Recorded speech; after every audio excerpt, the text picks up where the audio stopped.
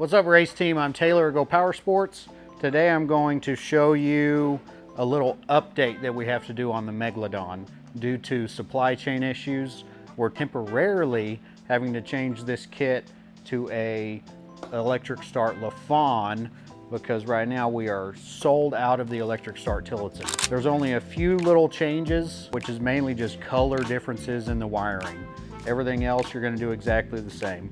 You're still going to put the dual coil on here. You're going to do everything exactly the same. Biggest difference is this engine comes with leads on it already. This engine does not. Luckily in our kit, we already have the long positive lead that we supply. So you're still going to put that on exactly the same. Since it does not come with the leads, we are now going to be sending this ground wire, which you're still going to hook in exactly the same as we did on the Tillotson. You're going to come on this rear bolt, run it straight to the battery. One of the beautiful things about the Tillotson engine is there is no low oil sensor.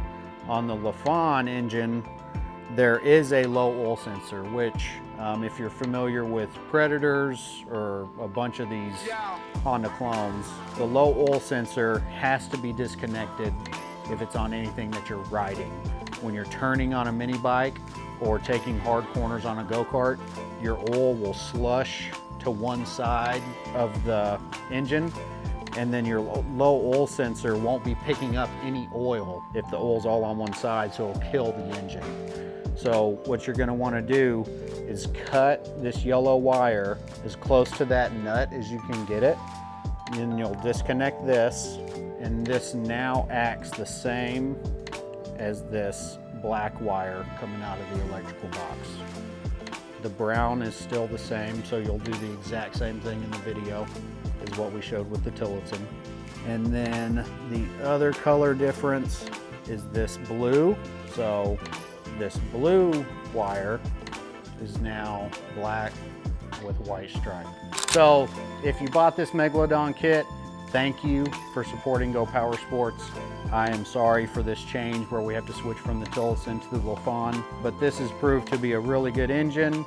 Like I said, you just disconnect your low oil switch, a few differences in the color on the wires. Other than that, this video should make it very self-explanatory. Please let us know if you have any questions, shoot us an email, and we will be sure to take care of you. So stay tuned to our YouTube. Please like, comment, subscribe, and we'll see you in the next video.